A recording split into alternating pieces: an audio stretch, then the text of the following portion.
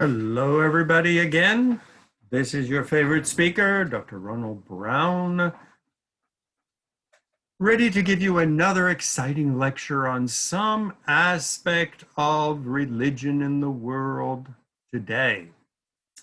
As you all know, I have multiple qualifications, both in history, political science, and world religions. In fact, my second MA was from Harvard Divinity School in world religions, 2 degrees in world history, and finally a PhD from the University of Geneva in Switzerland in international politics. So what I'm especially fascinated about is the role of religion in the world today. When we study religion, we always study things about the past. But my special concern is, as you followed my other lectures, you'll always know I'm very concerned about linking the past with the present and always peering into the future. What is going to be the role of religion in human future? Well, today in this series of Travels with God, we're going to go to my hometown, and this is New York City. Our topic for today is the gods, prophets, messiahs, and saints of New York City. It might sound a bit strange as a title, but when you get, today is 8.5 million people and crowded into one city, you're going to have people who are not quite happy with the religious organizations and denominations and churches and synagogues and mosques and temples and whatever, and they sort of strike out on their own. Well, what are they doing? They are responding to new situations in an urban environment. And this is part of the world history. I mean, sacred cities, as you know from my other talks, cities are where it has happened. Where did Jesus go to be crucified? Was it the little town of Bethlehem? Was it far distant backward Nazareth? No, he went to where the action was, where the Temple of Solomon was, where the priests were. He went to Jerusalem. And the Christians, when they emerged from obscurity in historic Palestine and started making converts, what became the focus of their ministry? Well, for the Western Christians, it became Rome, and we had a Roman Catholic Church. For the Greeks, it became Constantinople. For the Russian Orthodox, it became Moscow. What did the Muslims do when they emerged and started establishing their own religion, Islam? Well, they simply adopted the city of Mecca and nearby Medina and transformed them from pagan sanctuaries to the holy city of Islam.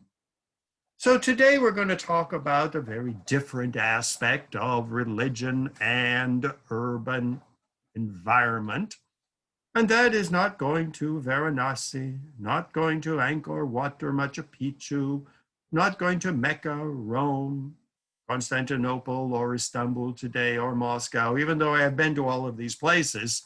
But today we're going to do something a little bit closer at home, and that is New York City. How has the growing city of New York influenced religion? Its radical diversity from the colonial periods, when it was noted as a city where gods were on every street corner. Even today, you can't walk around my neighborhood of Queens without seeing half a dozen houses of worship within visual distance, whether it is a brand new Hindu temple or a mosque or a Catholic church or a synagogue. Whatever it is, nowhere in New York, and especially in Queens, can you escape the diversity of religion. And so into this powder keg, you might say, people stream. They say, why should we be doing this in New York City? So we did it back in the middle of India, but we're in a new environment.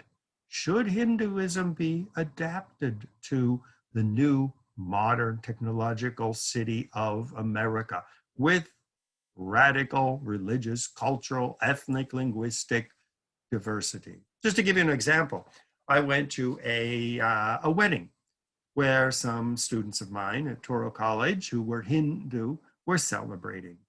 Well, the wedding degenerated into a literal fist fight because the older generation said, well, back in India, it was part of our culture and tradition and religion to sit on carpets on the floor, like with Muslims and Ethiopian Christians and many other religious groups. You leave your dirty shoes outside and you walk in your socks and you sit on the floor on beautiful, lavish carpets often. Well, the younger Hindus said, wait a minute, this is America. Nice Americans don't sit on the floor. Nice Americans sit at a table on chairs. So the younger people started bringing in chairs and said, let's be civilized, modern Americans. The older people say, no, that's not part of Hinduism. Hinduism is sitting on the floor in a circle. Well, it literally turned into a brawl. Luckily, there was no alcohol, or it could have been a drunken brawl. But here again, what is religion in the urban environment? Think of the Irish Catholics when they migrated to New York back in the 1840s. They were peasant farmers. Most of them didn't speak English, didn't speak Gaelic, couldn't read and write in any language. They had no urban skills. They were farmers, potato farmers, out in the fields of Ireland. Well, they had to adapt Christianity to modern American society, and especially New York society, where they were the downtrodden, excluded, no Irish need apply. Well, what did Archbishop John Hughes do? He said, hey, even though I was born in Ireland and I value our peasant culture, get an education. And so education became part of Catholicism in New York. He established St. John's University, Fordham University. He said, we need a big cathedral right in the middle of the Protestant headquarters, which at the time was Fifth Avenue. What did he do? Twisted and stole and borrowed and whatever he could to build the monumental St. Patrick's Cathedral on Fifth Avenue, where no Irish even live.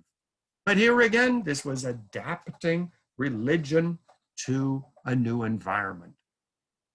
Well, we're going to see these and other stories in our talk today. On the left, you see the outline, the gods of colonial New York City. We're going to start way back under the Dutch and show how they were producing all kinds of charismatic religious figures. Then the early independent republic following independence, immigrant gods, Irish and Germans and Poles and Russians and Jews. And number 4, the gods of the 60s, when all the young people, the baby boomers like me, were rejecting the religion of our ancestors, of our ethnic group, and going off to California to find a guru, or following many one of the saints and messiahs and prophets that cropped up here in New York City. And then finally wrapping it up with what's going on today. Well, I mean, there's a Messiah, a preacher, a God, a saint on every street corner. So let's get going and do our visit to New York City. Well, the goals of all religions, no matter how diverse they are building a perfect human society. Religions don't thrive out in the desert. Jesus may have gone to the desert. The prophet Muhammad went up into the desert to meditate, and Moses went up into Mount Sinai to get his 10 commandments. And the Buddha wandered for 40 years, going from place to place looking for enlightenment. But once you have found the answer, you bring it back to the society. So the central building block of all religions is building a perfect human society and building the perfect human being. On the left, we see the path of Buddhism toward individual enlightenment. Beside that, we see Buddhist monks meditating, purging themselves of desire and self-concern, even self-identity, to become a perfect human being, unattached to any material products. The rules given by religions, whether it is the Quran, the Sharia, the Ten Commandments, or the laws of the churches, these are once again pathways. Thou shalt not kill. Thou shalt not steal. Thou shalt not covet thy neighbor's wife. Forging a perfect human being out of the mud from which he and she was created. In the Catholic Church, you see the guy going to confession, purging his soul of sin, being absolved by the priest. And every society, whether it is Christian or Muslim or Jewish, always extols those individuals who they believe have reached human perfection. So human perfection is part of every religion. I call these the universal building block of religion. Every religion has a path to follow toward self-perfection. Every religion has a way of punishing people who do deviate from the straight and the narrow. So religious leaders have constantly emerged, constantly gathering followers, saying, I am the path, I am the truth, I am the way to enlightenment, to human perfection. Well, we think of all of these different types of religious leaders off in some distant place in India or China or long past in Europe. But today we're going to look at the very same phenomenon here in New York City. This map on the left dates from 1771. So this was after the Dutch period. The English had taken over, but well before the Declaration of Independence. Well, this panorama of New York City, and you'll notice New York back then was hyphenated, it was distinguished by its multitude of houses of worship. You'll see the list of them down along the bottom. 3 Dutch Reformed, the old Dutch who had founded the city. 3 Anglican, or what we would call today Episcopal churches, after the English took over in 1663. 3 Presbyterians, a lot of our early English-speaking settlers were Scottish Presbyterian. 2 Lutheran, 1 French Huguenot, 1 Congregational. Congregational were the Puritans from New England who had migrated here. 1 Methodist, 1 Baptist, 1 Quaker, 1 Moravian from Germany, and 1 Jewish synagogue. So already in colonial New York, there were basically churches and that 1 synagogue, or many of them just called themselves houses of worship on every street corner. Now, most of these that we see in the picture no longer exist because the Great Fire of 1776 destroyed almost all of old colonial New York. And so unlike Philadelphia or Boston or Charleston, Richmond, Virginia, which have a very ancient core of downtown colonial buildings, New York doesn't have very much. But the history of diversity remained very, very strong in New Amsterdam and New York. Now, why did New York become so diverse? Nobody likes diversity. We like sort of order. Everybody belongs to one church, one religion. And even if there is a diversity, the trend is to say, well, we have one official religion. And that is the case, for example, in countries like Saudi Arabia. It's an Islamic republic or Islamic kingdom. The Islamic kingdom of Iran, the Islamic Republic, it is a Shiite country.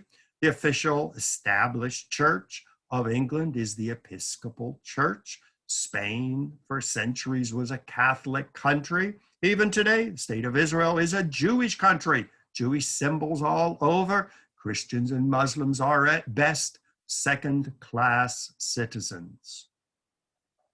Well, the Dutch, as much as they may have admired such a vision of a nice Dutch colony transplanted to the New World, everybody going to the Dutch Reformed Church, speaking Dutch, well, that was a nice dream.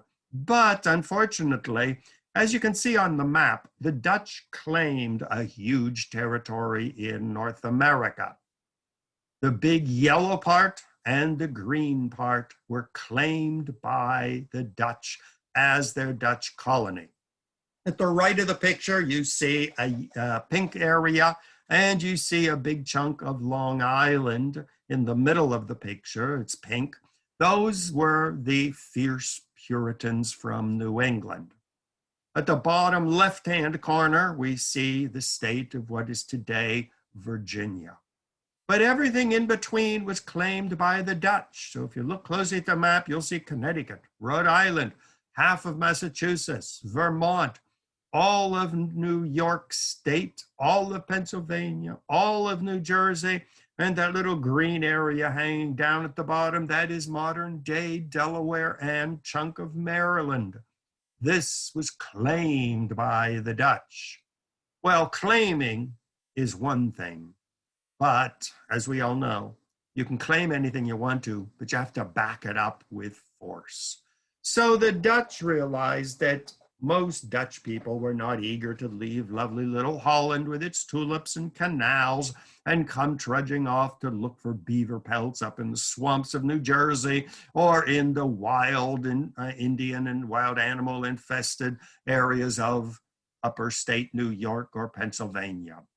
So the Dutch literally had no choice but to throw open the doors of immigration and saying, if you come here, pledge allegiance to the Dutch colony, work hard, we'll close our eyes to whatever your religious background may be. We are not that interested. So we see various groups started migrating to the Dutch colony. Quakers and Baptists came. Well, good old Peter Stuyvesant wasn't too thrilled with them, so he banished them to a new town, which he gave them land and established it, called Flushing. Now, of course, the Dutch didn't call it Flushing. It was called Vlissingen, after a town in Holland with the same name. Well, when the English took over, nobody could pronounce Vlissingen, so it very quickly became Flushing. A group of Jews arrived in the 1650s and said, can we come? Well, Peter Stuyvesant didn't really like Jews that much, but he said, well, all right, you can settle here, but you have to take care of yourself. You have to take care of your impoverished, and if you have criminals, you have to punish them. And so the English Jews said, okay, but he didn't banish them to distant Queens or any other place. He put them right downtown beside City Hall on a street which was called Jew Street, so he could keep an eye on them. Well, all these weird people flowing into his colony were really not really welcomed, but they were necessary. Well, other people came in, English, Scottish. You had your first German Lutherans who came. There was the famous Bronk family that came, and they were, I believe, Northern European, Norwegian or something. And they said, can we settle here? One big family. And he says, okay. And he sent them up to the north of Manhattan. And that's where the Bronx lived, the Bronx family. So the family name stuck. And so today people say we're going to the Bronx because it belonged to the Bronx family. French Huguenots were allowed in. German Moravians started showing up. All these people who we saw on the previous map got permission and settled. Well, Peter Stuyvesant did draw the line, though. He said no Catholics, because if you look at the map on the left, you'll see just north of the limit of the yellow area is French Quebec with all those terrible Catholics. And Peter Stuyvesant was afraid that if he'd let Catholics in, they'd start collaborating with the French up in Quebec and the Spanish down in Florida and Mexico, and eventually take over the colony. So he banned Catholics. I mean, that was pushing his tolerance. And so New York, New Amsterdam as it was back then, became famous as a place of religious freedom.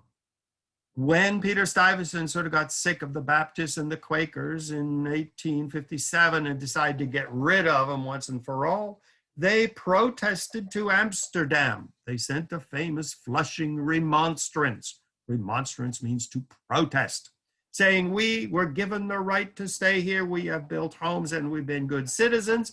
We should have the right to stay.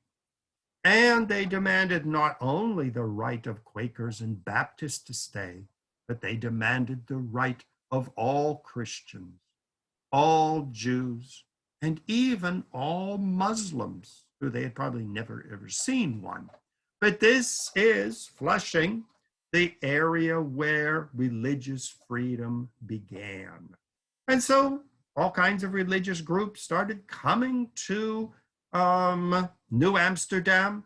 And when the English took over in 1663, this reputation of New York, as it was renamed, as a place where any religious person, people with no religion, could come and live in relative freedom.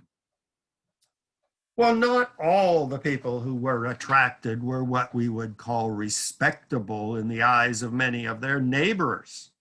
There was good old William Wickenden, 1614 to 1671.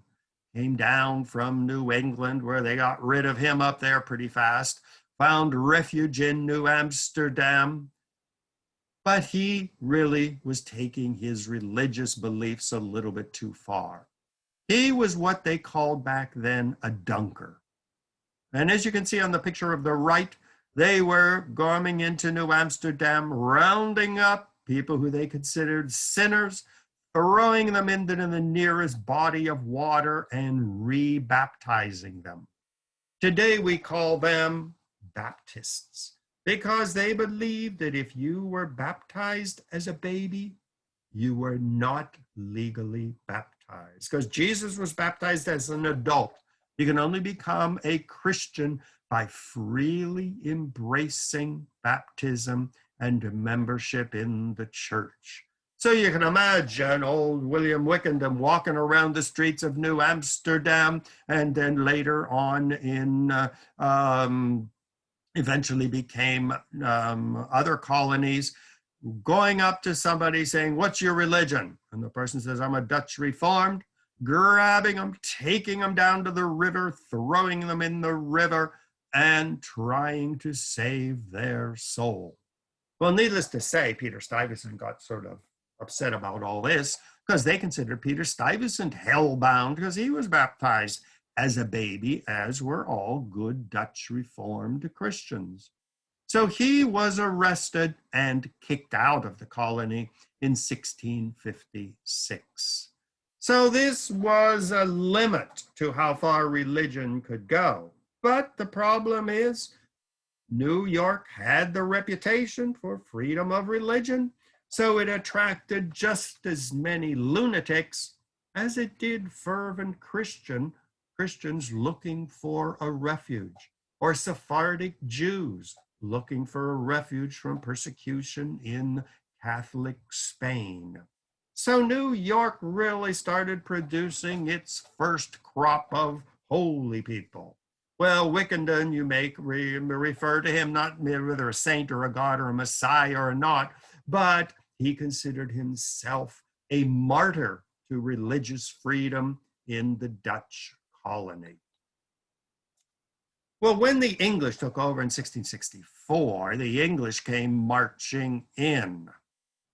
Well, the English were sort of appalled at the mess that New Amsterdam was. My God, a church or a synagogue on every street corner, Quakers condemning everybody to hell because they were worshiping statues and images. The Dunkers were grabbing people and throwing them in the river. Everybody was convinced that they were going to hell and everybody else, they were going to heaven and everybody else was going to hell. Well, one of the early Dutch English governors was Governor Edward Hyde.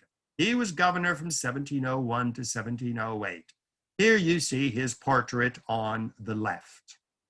Well, he was rather eccentric. I mean, he not only believed that, he was really a woman locked inside the body of a man. And so he performed all of his official duties dressed as a woman. He was married with a gang of kids, like everybody was back then, but he just thought that he was a prisoner in the wrong body. Well, he was also a fierce member of the Church of England. And when he took over in 1701, he said, "My patron saint is St. George." And in the middle, you see St. George on his horse slaying the dragon. So he gathered together a group of Church of England preachers and sent them to Flushing, Queens, which was infested with Baptists and Quakers and all kinds of other weird people. And he told the first pastors, go build a church dedicated to St. George and slay the dragon of heresy. Wipe out the Baptists and the Quakers and the other strange people and drag them screaming and yelling into St. George's church. So he was one of the great crusaders of the city. He was going to stamp out religious diversity and make it into a microcosm of England, loyal to the Church of England. Well, as you can see from the dates, he barely lasted 7 years, and he was recalled to England because basically England really didn't care too much about what church you went to. They just wanted to tax the colony, ship beaver pelts overseas and agricultural products and make money. So he didn't last too long. Well, religion continued to break forth with a vengeance in the colonies and especially New York. The first Great Awakening, 1730s and 1740s, was a movement of the colonists to return to the true religion, abandon alcohol, abandon dancing, abandon jewelry and makeup and luxury, and become good Christians. Whatever your religion was, Jonathan Edwards didn't care. You were all sinners in the hands of an angry God. And so you have to return to the true Christian teachings of the Bible. And he was a fierce preacher, crisscrossing the 13 colonies, calling on New Yorkers, sort of like an ancient Billy Graham, calling on sinners to return. Well, like Billy Graham and so many other preachers, Jonathan Edwards found New York City a stumbling block. He could preach his lungs out, and he complained nobody listened to him. They would say, yes, brother, preach, give us God's word. But as soon as he was gone, they were back to their sinful ways. So New York was known for its crazy religion, its diversity of religion, and its um, conviction that nobody was going to tell New Yorkers who was the true God or what was the true religion. Well, one of the churches which produced one of the greatest flowering of holiness in New York City was, interestingly, the Catholic Church. Of course, under the Dutch and under the English, Catholicism was illegal. If a priest was caught in New York, he was punished by death. There was one priest who would sneak over from New Jersey where he was disguised as a farmer. Nobody knew who he was. He was always called Father Farmer, and he would gather the few Catholics who were hiding in the city. He would celebrate Mass and then get in his boat and go back to New Jersey. But once Catholicism became legal following the American Revolution, then we had a flowering of Catholic saints. The Catholic Church was the only religion at the time which really gave women a central role. Of course, they couldn't become priests or bishops or popes, but Catholic women achieved fame because of their saintliness. On the left, we see Saint Elizabeth Seton, Mother Seton, as she was called. We all know Seton hospitals, Seton schools, Seton University. She's buried here in New York City. And she was a married woman. When her children were grown up, she entered the convent, became a nun, founded a religious order, and was canonized a saint. In the middle was an Indian woman, a Mohawk woman, St. Katrai Terkuitha from upstate New York. And she embraced the Catholic Church and was known to be a very saintly woman and canonized a saint. Pierre Toussaint, the first Black saint in America, was a slave born in Haiti, brought to New York by his master, but was educated, spoke French, spoke Creole, spoke English, and ended up working very hard as a barber and a hairdresser and a fashion advisor for the well-to-do women of New York, bought his freedom from his master, bought the freedom from for his family, and ended up becoming a very wealthy man, one of the founders of the first Catholic Church in New York, appropriately named St. Peter's. He is the only Black person who is buried in the crypt underneath St. Patrick's Cathedral with all of the bishops and cardinals of New York City. So once Catholicism became legal, well, they exploded in New York, producing a crop of saints and unique Black saints, Indian saints, and white saints, unique in New York history. Well, in 1776, as we all know, everybody rose up in revolt, according to the legend, and America claimed its independence and won the American Revolution. The British left, and we became the United States of America.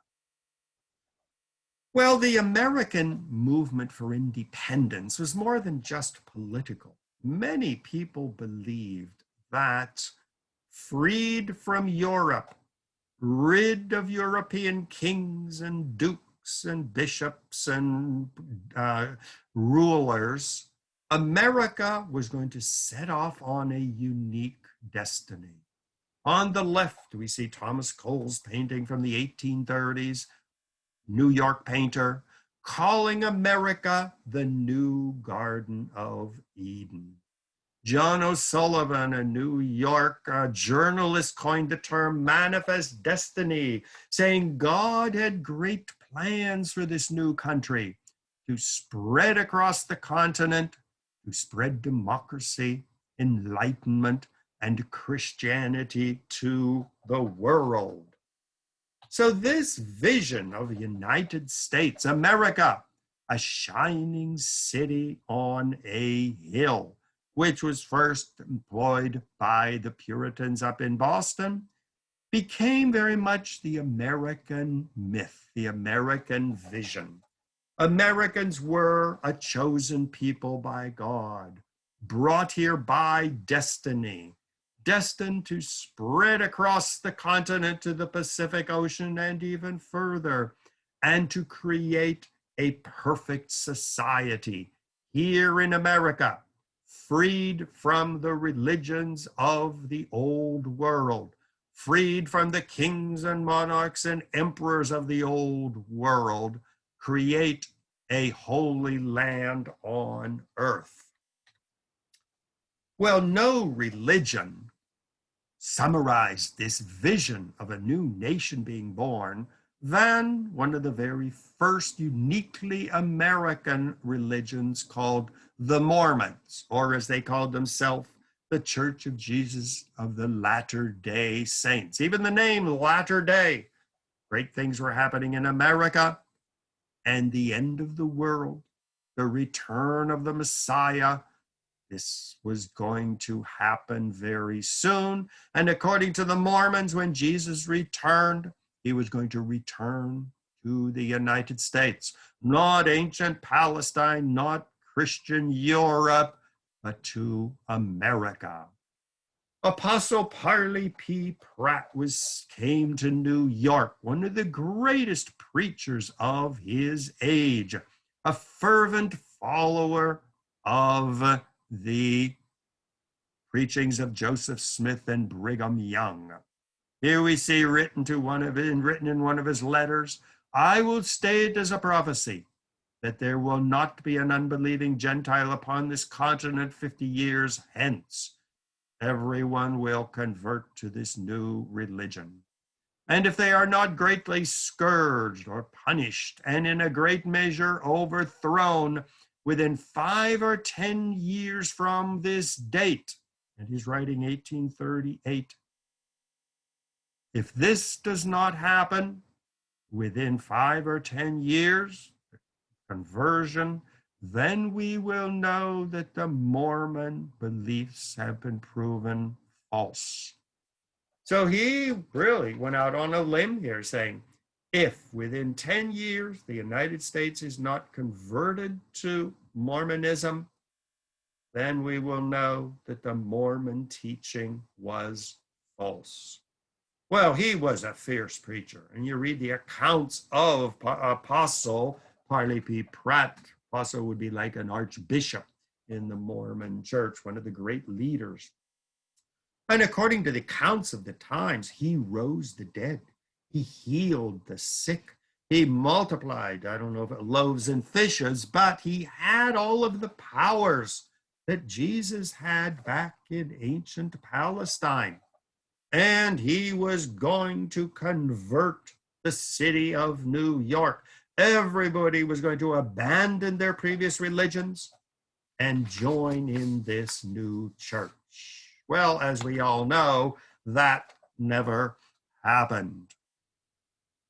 Well, Parley Pratt was so upset that he rented a ship, the USS Brooklyn, and on February 4th in 1846, he gathered the few of New York who had converted to the new Mormon church, filled the ship with libraries, with printing materials, with everything they would need for life in the wilderness, sailed around South America, the whole way up to San Francisco, marched across land to the new holy city of the Mormons, Salt Lake City.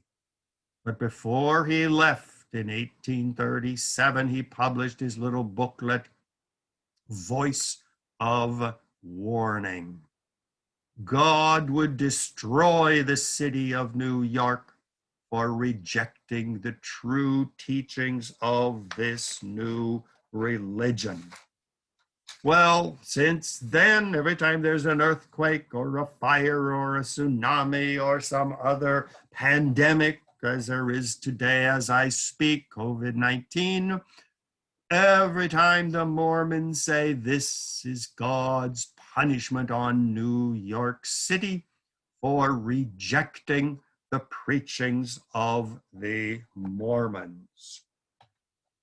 Well, as we know, the Mormons basically were ridiculed and expelled, not just from New York City, but from all of the East Coast. They retreated to Salt Lake City on foot. Well, the New York Mormons were a little bit too sophisticated to go walking across the country with cows and chickens all over the place. I mean, they were civilized people after all, so they just rented a ship and sailed leisurely around South America and up to San Francisco, and then just walked to Salt Lake City. I mean, they were New Yorkers after all. I mean, they're not going to endanger their health. But the Mormons were clearly convinced that America, great things were happening. The end days were coming. We were living in the latter days. Christianity of Europe, Catholics and Lutherans and Episcopalians were all abominations in the eyes of God.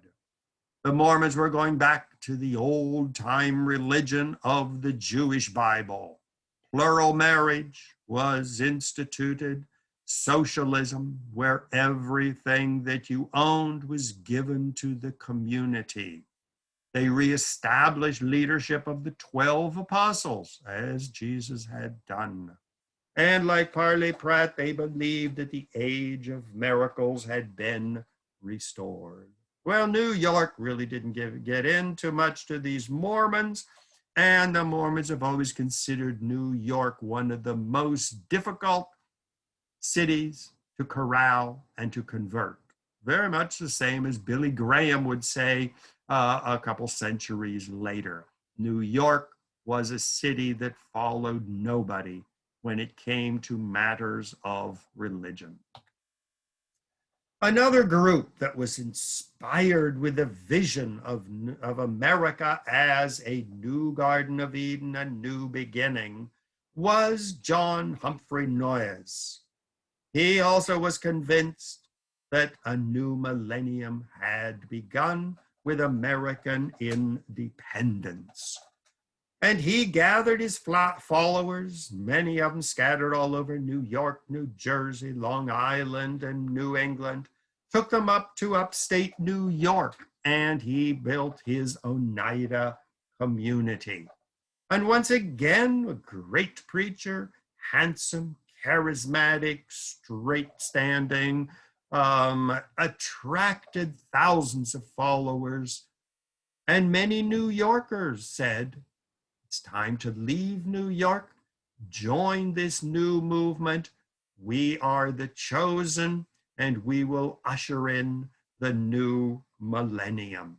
And once again, the return of Jesus, the Messiah.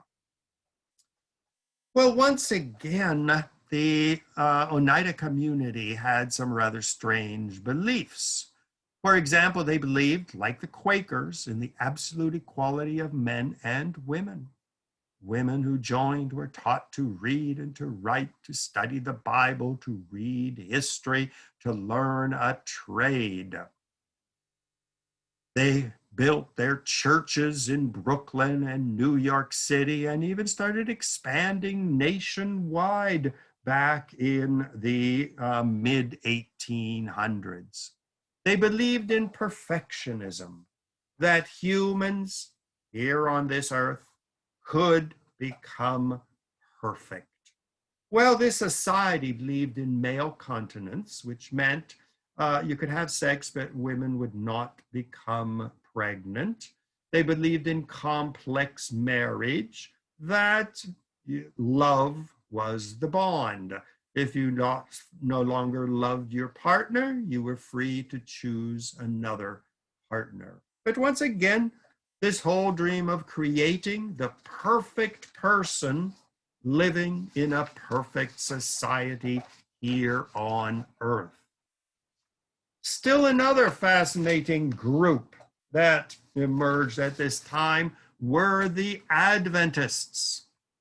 And here again, William Miller, founder of the Millerites in the early 1800s, was also convinced that America was going to be a new Garden of Eden, and Americans, as they became perfect, would usher in the end of the world and the return of the Messiah. Well, they predicted that the Messiah was going to gather on October 22nd, 1844. And so all of their followers in New York and the metropolitan area basically sold or gave away everything they owned, their horse, their house, their clothing, their jewelry. They went into upstate New York. 50,000 gathered to await the return of Jesus. Well, it was predicted for 1843, then it was predicted for 1844, and each time they were deceived. So gradually, the Millerites morphed into the Adventists. They had their big printing press and center over in Brooklyn for many years. And they also believed that the end of the world was coming, but they no longer gave a date.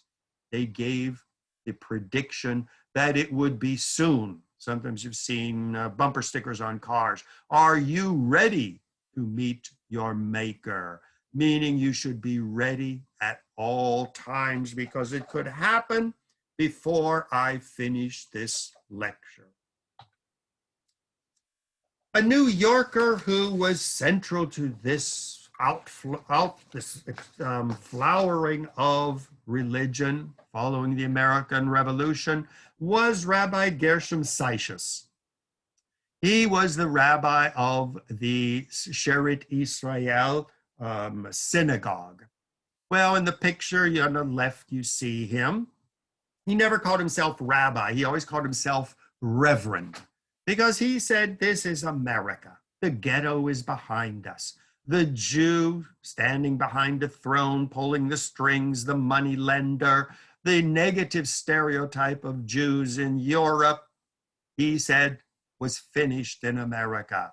And he told his followers, get out of the ghetto, get involved in the world. He was on the board of trustees at Columbia College, as it was back then, today's Columbia University. He gave sermons in churches. He went around and joined with his religious minister friends on the balcony at the picture at the bottom where you see George Washington taking the oath of office. Standing among them were all of the religious leaders of New York City, including Gershom. On the top, we see his first little synagogue built in Lower Manhattan. Well, the interior was preserved when they built their new synagogues, the current one on 8th Avenue overlooking Central Park.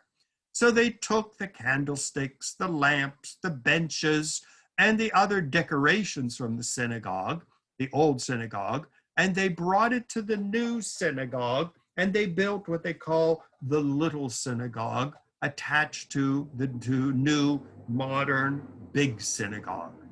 But he is considered the first American rabbi, no longer bound by the ghetto, no longer living in obscurity, but a colleague of George Washington in supporting the revolution, founding many charitable institutions, and preaching in churches and teaching Hebrew, and on the board of trustees at Columbia. Many other religious leaders emerged during this period, many in New York, but many outside New York. Seventh-day Adventists emerged from the Millerites. Shakers, Quakers, Christian Scientists, Mary Baker Eddy up in Boston, Mother Ann Lee, who founded the Shakers, Ellen Harmon White, who transformed the Millerites into Adventists. This was an exciting time in early America, following the American Revolution.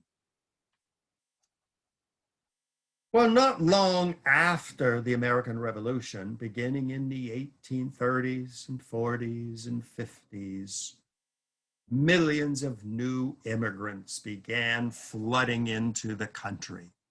We had 2.5 million Irish, 2 million German, Lutheran, Catholics, and Jews.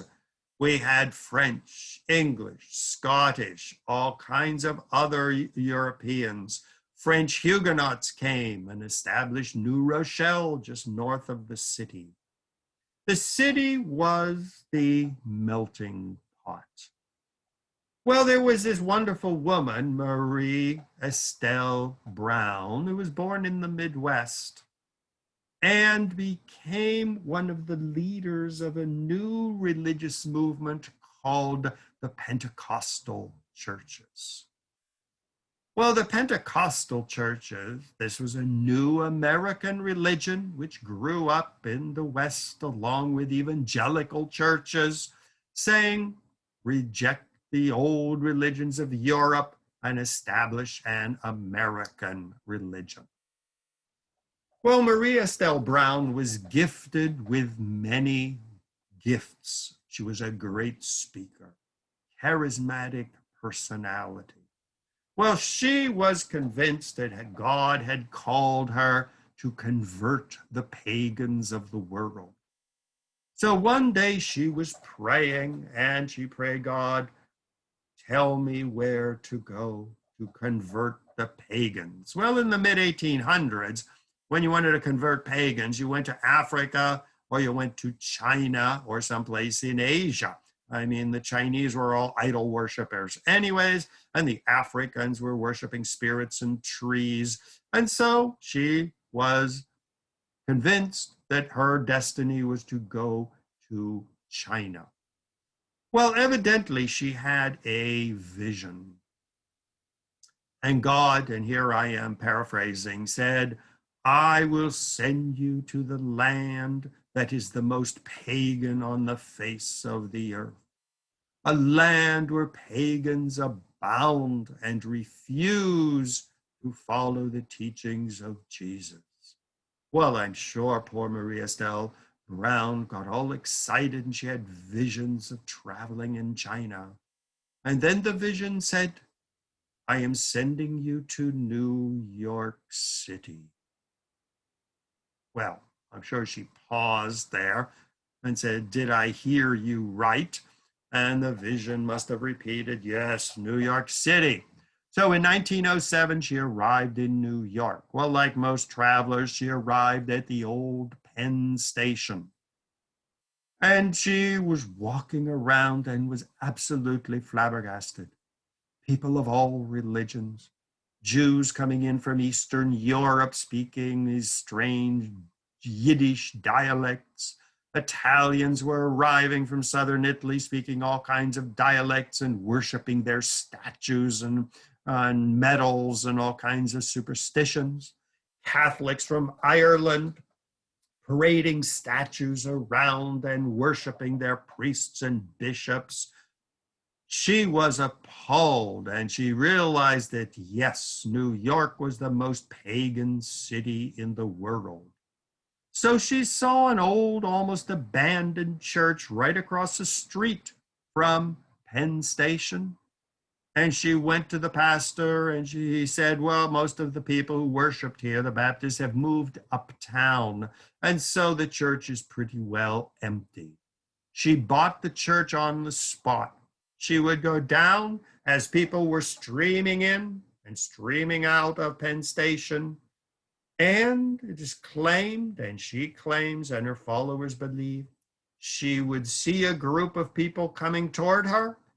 She would start preaching to them in whatever dialect or whatever language they spoke. She said that one day a group of Eastern European Jews were coming with their black hats and side curls. She started speaking to them in their local dialect of Yiddish from somewhere in the Ukraine. They said, how can this white woman, who's not even Jewish, know our dialect. And they claim they converted on the spot. Italians streamed into her church, Germans, all kinds of new immigrants filled her church on the left, the Glad Tidings Tabernacle. And until 1971, she was one of the most charismatic preachers. And her church became a microcosm of the melting pot. All of the new immigrants blending into one new religion. So her dream of converting the heathens of China never happened. It is claimed she could heal the sick. She could speak in tongues. And here we see the old thronged Pennsylvania station, bringing in people from New Jersey and the West, new immigrants going to the station to go to their new homes in other parts of the United States. She was there preaching to them. And these so-called evangelical Christians, Pentecostal Christians, were filled with enthusiastic worship. They became possessed by the Holy Spirit, fell on the floor. In my family, we call them holy rollers. But one of the great charismatic preachers of New York City. Another great New Yorker who transformed the city was Archbishop John Hughes. Born in Ireland, came to first Maryland, tried to get in the seminary to become a priest, was rejected, finally got in, and was such a fierce preacher, so dedicated to saving his Irish Catholics from the ravages of nativists in America. He was appointed the auxiliary bishop, then Archbishop of New York, and took the Irish under his wing. He was so fierce in defending his Irish in this strange and hostile city that he did everything necessary to make them successful. On the right, we see the Irish Hunger Memorial in Battery Park, recreating a bit of the rocky soil of Ireland where the potato famine ravaged. He was called Dagger John because he said, if anybody touches one of my Irish Catholics, you will take your knife out of your boot, and that will be the last time he messes with one of my Catholics. He was also called Old Bricks and Mortar. He built churches. He built convents. St. John's University, Fordham University, St. Vincent's Hospital, Immigrant Savings Bank, and of course the monument was his monumental St. Patrick's Cathedral right in the middle of Stuyvesant Row, where the old Dutch and English Protestants lived on Fifth Avenue, saying, we Catholics are here, whether you want us or not, whether you like us or not, we are part of New York City. One of the greatest religious leaders of New York City. Well, way up in Harlem, which was gradually by the late 1800s becoming an African-American city within a city. The Great Migration from the South brought up tens of thousands of young African-Americans who migrated to Harlem, which was called the Mecca of African-Americans, meaning like the sacred city of Mecca for Muslims, every Black person must at least visit this new city within a city, or possibly live there. Well, Elder Clayhorn Martin, born 1851, we believe somewhere in the South, but nobody knows where, followed in this path, came to Harlem just in time for the 1920s and the Harlem Renaissance. Well, he said Harlem is sacred ground for African Americans. It's not just a neighborhood, an ethnic neighborhood, or a racial neighborhood. It is holy ground. And just like Moses was told when he approached the burning bush, take off your shoes because you are walking on holy ground, a tradition which Muslims do until today. Hindus take off their shoes when they go onto sacred ground. Ethiopian Christians take off their shoes when they enter their churches. Well, so Elder Clayhorn Martin walked the cities of Harlem day and night, winter and summer, snow and burning sunshine, because he wanted nothing to separate his feet from the sacred ground of Harlem. And this has inspired many Harlem preachers. Here we see a revival with the barefoot prophet, Apostle L.L. Gilbert, once again plugging into the tradition of Elder Clayhorn Martin, who was not a great preacher, was not a charismatic person, but when you saw him walking the streets of Harlem in the middle of a snowstorm, wearing his suit, but in bare feet, that communicated the message that people in Harlem wanted to hear during the Renaissance. Well, the Harlem Renaissance produced many more charismatic preachers, all of them coming from somewhere else, but making their career, leaving their mark on Harlem. On the left, we see Sweet Daddy Grace, an immigrant from the Cape Verde Islands in the middle of the Atlantic, Portuguese islands. His name was Grace in Portuguese, but she became very easily Grace. He established the United House of Prayer for All People. Charismatic preacher, charismatic personality, always dressed in white. He was the first one to introduce what was traditionally called the devil's music into his church services, which meant trumpets and drums and pianos and guitars and all kinds of other loud instruments. He said, if this music can attract thousands to the bars of Harlem during the Renaissance, well, bring the music into my church and people will come here to hear some of the best religious music. He single-handedly transformed the devil's music of jazz from the bars to God's music in the United House of Prayer for All People.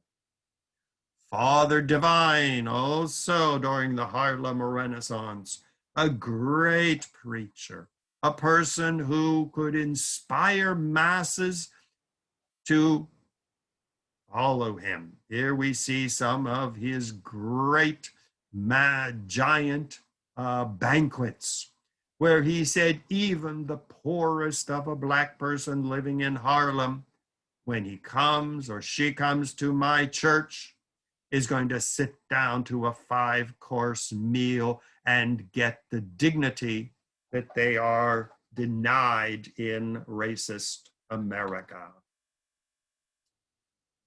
Well, nearby in Italian Harlem, a woman who was recently in the news, Mother Cabrini, the mother of Italians. So many Italians were migrating to the city. Many of them were being tempted into the Protestant churches by Protestant ministers. Many of them were losing their faith as they lost their traditions. Well, she organized a group of nuns and brought them over from Italy and started building Catholic schools, revitalizing Catholic rituals of carrying the statue of Mary in the streets. The famous Madonna of 115th Street by Robert Orsi, celebrates a revival of Italian Catholic heritage in the city. At the bottom on the right, we see the church devoted to Mother Cabrini, and that is where her tomb is. And so, once again, a woman who emerged from the obscurity of Italian women back at a time when most women were either married off at a young age, or the only alternative was to become a nun. And so, a great New Yorker who is called the Saint of Immigrants. Another person who came to New York and transformed the city was Norman Vincent Peale. He took over the descendant of St. Nicholas Church inside the Dutch fort, which was called Marble Collegiate Church, Dutch Reformed, on Fifth Avenue, beautiful marble building. Well, he took over that church just as the Great Depression was on the verge of destroying the city. He also was a great charismatic preacher with a message, the power of positive thinking. Even in the depths of the Great Depression, he said, think positively, visualize success, and you will achieve it. This was the church where President Trump and his family worshiped. And Donald Trump says very, very often that the greatest influence on his life after his father was Norman Vincent Peale. Well, New York continued to produce great preachers and great thinkers. During the 1960s, New York was not in a very good position. The baby boomers, 77 million born right after World War II, up until about the 1964, were the baby boom generation. Men returned from war, the greatest generation. They married their sweetheart and moved to places like Levittown or the big housing developments in the city and began mass producing babies. I'm one of 8, perfect baby boom child. Well, as we grew up, we were a rather independent group. And while we were raised to be good Catholics or Jews or Protestants or wherever, to be nice and clean and shower and everything, we began to chart our own generation. We started saying this is the age of Aquarius. This is a time when things are beginning to change. We started rejecting the sexuality of our parents. Get married and have 8 babies? We said, no, let's have sexual liberation. The pill liberated women, the condom liberated men, and free sex began to rule. On the right, you see the Stonewall Inn, where the gay liberation movement in 1964 exploded, calling for even more sexual liberation. When people couldn't find liberation in the big cities of America, they went to San Francisco, Haight-Ashbury district. Make love, not war, rejecting the Vietnam War. Woodstock in 1969, 3 days of peace and music. The United States in the 60s was clearly declining, and New York was in the forefront. Many people considered New York the most sinful city in the world. As Billy Graham often repeated, it was the city which rejected him. Stonewall, gay liberation. Prayer in schools was banned in 63. Wars, protests against the Vietnam War, draft dodgers. Betty Friedan, the feminine mystique, called The Woman in Her Levittown Kitchen with her electric toaster and vacuum cleaner waiting for her man to come back from work was not paradise, it was a prison. Roe versus Wade legalized abortion on demand. All this began in New York.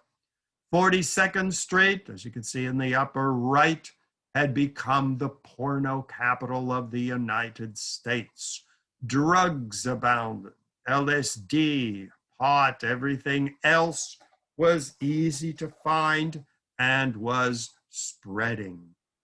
Well, not all people were thrilled with this new world that was being born, and there were beginnings of protests. For example, you see, let us pray, a plea for prayer in our schools. A Catholic woman emerged. Here again, this was Dorothy Day, one of the many Catholic women who either became a nun or became a saint or came very close to sainthood. She established the Catholic Worker, and she tried to organize poor people, organize the working class. She was accused of being a communist or a sexist or a socialist. And she believed in freedom. She claims, yes, I am a radical. And she organized centers to take care of women, single mothers, abandoned women. Back then, you weren't called a single mother. You were called a fallen woman with an illegitimate baby. She said that these women should be treated with respect. So she entered this declining world, as many people viewed it as a declining world of the 60s, and responded to it, calling upon people not to get into drugs, to rediscover some type of moral center and moral values.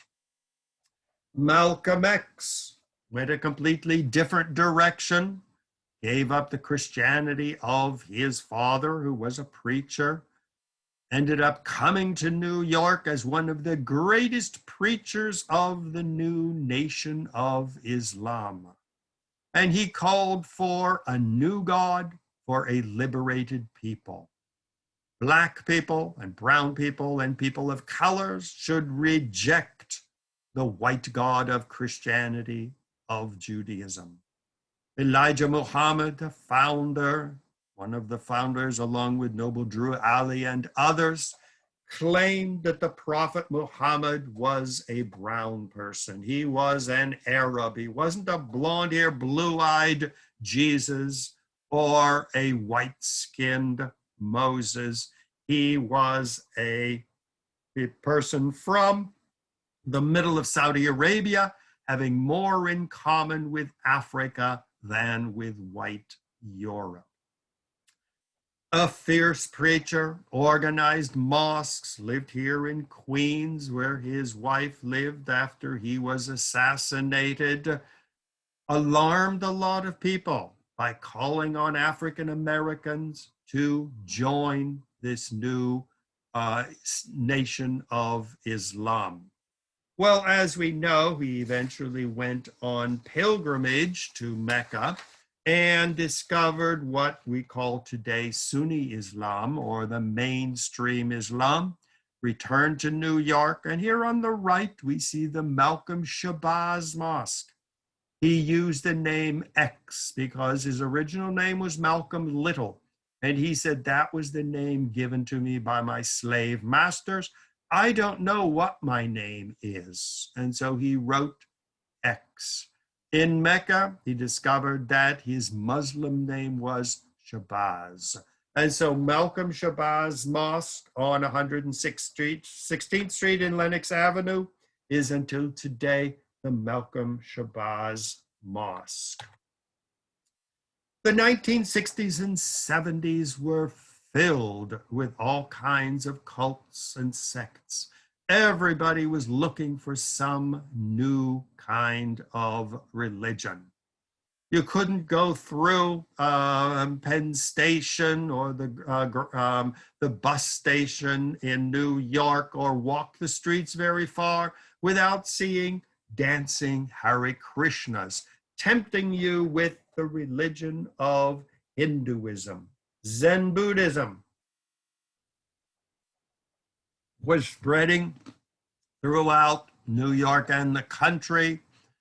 There were preachers such as David Koresh, Jim Jones, who called on followers to leave the cities, to go to cult centers in Texas or in Guyana in South America, once again attracting a lot of young people. Scientology was founded and became another great, I wouldn't say great, but I'll say a major world religion of the 1960s and 70s. You see Judaism forming all kinds of groups such as Jews for Jesus, evangelical Protestants identifying with Jews, even some claiming to be the actual Jews, as the Mormons claimed. Well, until today, New York is awash with gods, prophets, messiahs, and saints. This tradition of New York total religious liberty continues. Following World War II, Menachem Schneerson migrated from Eastern Europe, from the town of Lubov, gathered together the last followers who had survived the Holocaust, bought the building in Brooklyn, which became his headquarters. Today, this is the Chabad Lubavitch Center. Well, he went around the streets preaching to people, calling upon them, return to Orthodox Judaism. Well, he became such a fierce teacher and such a charismatic preacher and personality that many of his followers started referring to him as the Messiah. As you can see on the poster on the right, Yechia Melech HaMashiach, which means he is the King Messiah. The Jews no longer have to wait for the coming of the Messiah. He has arrived and he is alive in Brooklyn. He died in 1994, is buried in Brooklyn. Around his tomb, 24 hours a day, 7 days a week, his followers gather, waiting for him to return from the dead and rule over the world as the new Messiah, the promised Jewish Messiah. Needless to say, many people consider him a heretic and not authentic Jewish, but to his most fervent of followers, he remains the Messiah. Here we see people gathered at his tomb offering prayers and petitions. So many followers have started following him that the book, Sue Fishkoff, the Rebbe's Army, he's referred to as the Rebbe, which is a takeoff on the name Rabbi, saying that he has established a veritable army of Orthodox Jews, many of them former cult members, many of them former drug addicts, many of them former non-Jews, many converts from Christianity and other religions. This is part of their missionary outreach work, preparing the groundwork for his return and the world recognition of him as the Messiah. Another woman who was a former Lubavitcher who set off on her own was Rebbetzin Esther Jungreis. She became one of the most charismatic Orthodox Jewish women. She would hold big rallies in Madison Square Garden. Are you a Jew? Calling on Jews, especially Jewish women, to study the Torah, which for many centuries was reserved only for men, to become an active Jew, not just sitting at home having babies and cooking for your husband, but charted a new role for Orthodox Jewish women.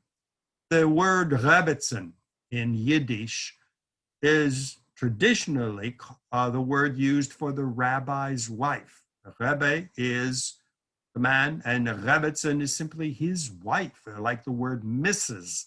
Whereas she said no longer is it going to be the word used for just the rabbi's wife. It is going to be a whole new form of Orthodox ministry.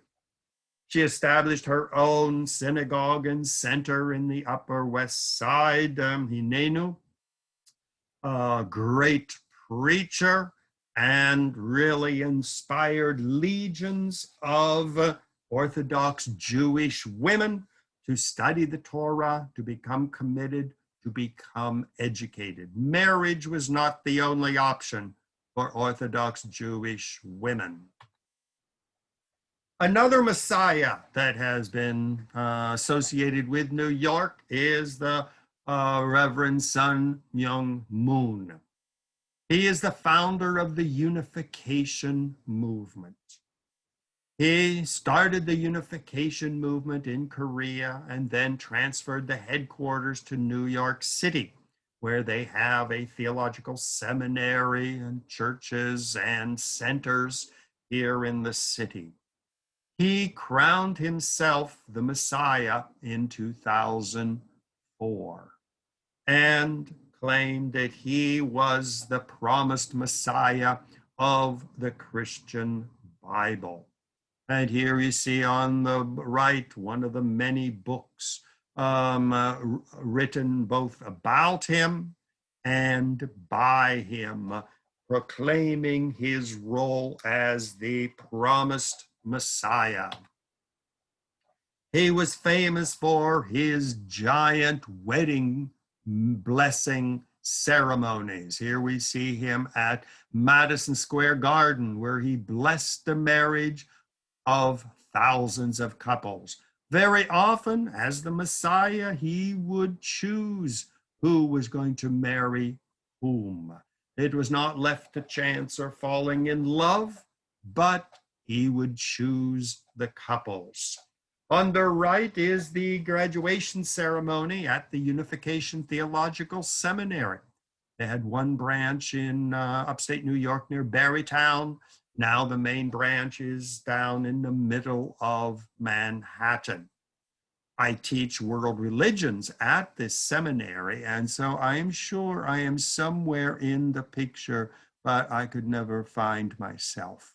So here again, this is another person who adopted New York City and has made it really a center of religious ferment until today. Just recently, I happened to be down in Washington Square near NYU. And I just happened upon a Jesus who showed up. And this was, it should be the Son of God, Lord Savior Jesus Christ. This was a guy who had established headquarters in where the fountain used to be, and Washington Square, and was preaching that he was the Son of God, a reincarnation of Jesus. And on the left, you see the New York Post, where he was there with Washington Square behind him. He had a habit of deciding to celebrate his glory with no clothes on, which was causing him problems with the police, but he managed to survive for several months. Well, I heard about him, and so I went down there and was taking pictures and wanted to interview him, but he was not very interested in being interviewed. But evidently, a journalist was there from London who was taking pictures. And as you can see, that's me walking around behind him, reading some of his writings, which are on the floors, taking pictures and seeing how he lived. So this is just another one of the not messiahs or not prophets, but this person who claimed himself to be an actual God. Now, New York is really a central stage for religious diversity. And even religious groups that aren't producing prophets or gods or messiahs or apostles, still they feel that they must make New York part of their religious reality. And so as a new group migrates to New York City, they feel that it is their duty to leave their mark on the city. And here we see on the left the Islamic Culture Center, which I showed you earlier, once again built by the Muslim community of the city. Whether you are a white, blonde-haired Muslim from Bosnia, or black from Senegal, or Asian from China, or brown from India, they all contributed to building this glorious, ultra-modern mosque, as if to proclaim, we are part of the New York City experience. On the right again is the Ganesha Temple. See them parading the city, around the city, the god Ganesha, the god that overcomes obstacles. Buddhists have their temple on Canal Street and Buddhist temples all over the city. Brooklyn has its Voodoo Temple, where you see Santeria and Voodoo Temple. You see Mama Lola on the right, the queen of Haitian voodoo with her temple in Brooklyn. Well, what's going to be the future? Well, today we have evangelicals who are emerging as the major religious group in the United States. And as I speak, we have Donald Trump, who is the darling of the evangelical Protestants, working toward a new 4-year term of office.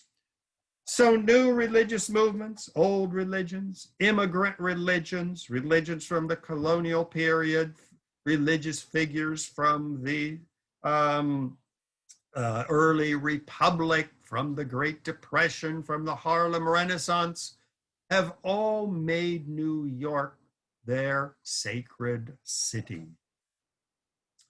So once again, this is Ron Brown, or you can call me Dr. Ronald Brown, logging off. If anybody has any questions or issues they'd like to share with me, this is my address, ronbrownmedia@gmail.com.